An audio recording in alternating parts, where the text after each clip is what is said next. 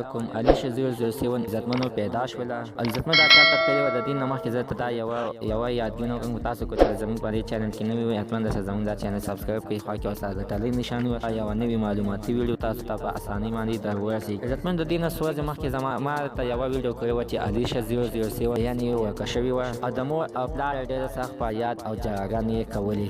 عزتمنو هغه علیشه 007 اوس پیدا شوله چې دا په کوم ځای کې وه زموږ سره په دې ویډیو کې اوس دا ویډیو درته تر اخره پورې وګورئ چې تاسو ته نه پوره معلومات ترلاسه کړئ.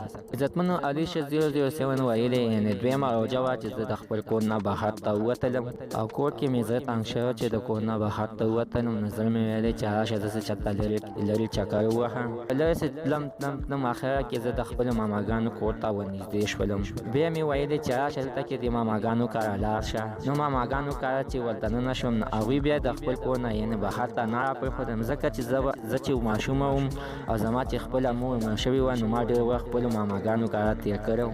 ډېره موده بعد مې هغه خپلو ماماګانو کره زه لاړم نو بیا هغوی زه هېڅکله هم کور نه بهر ته نه راپرېښودلم چې زه لاړ شم یعنې خپل کور ته. نو هغوی راماندې دغه شانتې بیا 4 شپې راماندې خپل کور کې وکړلې خو ما ته دا علم نشته دی چې زما مور او پلار دومره په غم او په جړا کې پراته دي. په علیشه 007 مې زه د دې لپاره په دې ویډیو باندې راغلم او خپلو مینهوالو ته وایم چې ځکه چې دا مې مور او پلار مې څو ورځې مخکې په دې بله ویډیو کې راغلي وو. هغه ویډیو په زموږ په دې چینل کې پرته ده، دې سوپر کلیک چینل کې پرته ده، تاسو یې کتلی شئ چې هغې کې یعنې هغوی څه ویلي دي. یعنې مور او پلار مې زما په غم کې ډېر ژړلي وو چې هغوی ویلي چې یعنې علیشه 007 نو چېرته تښتېدلې ده او یعنې موږ خو یې په ډاګه باندې پرېښودلو چې زه یې څنګه کړم. نو ما مور او پلار ډېر زه خوشحاله شول او ویې ویلې چې علیشه 007 خو ژوندۍ ده مړه نه ده. مې ما ته خپل مور او پلار ویلې چې خپل مینهوالو ته په خپل پیج باندې یا په خپل چینل باندې لوي ویډیو باندې راشه او خبرې ورسره وکړه ولې چې ستا مینهوال موږ خبر کړو علیشه 007 ډېر په غم کې ده او ورکه شوې ده او پته یې نه لګي چې چېرته تللې ده، چې چا وژلې ده، چا مړه کړې ده. نو زه د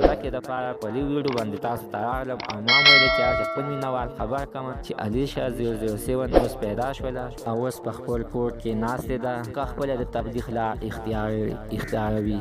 خلکو ته هم دعوت یې ورکوي چې د تبلیغ لار ته راشي. تبلیغ لار یوه ډېره ښه لار ده. عزتمن دا اوس زموږ نننۍ معلومات د نوي معلومات دپاره سره زموږ سوپر کلیک چینل ته سره سبسکرایب کړئ، خوا کې ورسره د ټلۍ نښان ووهئ چې یوه نوې معلوماتي ویډیو تاسو ته په اسانۍ باندې در ورسېږي.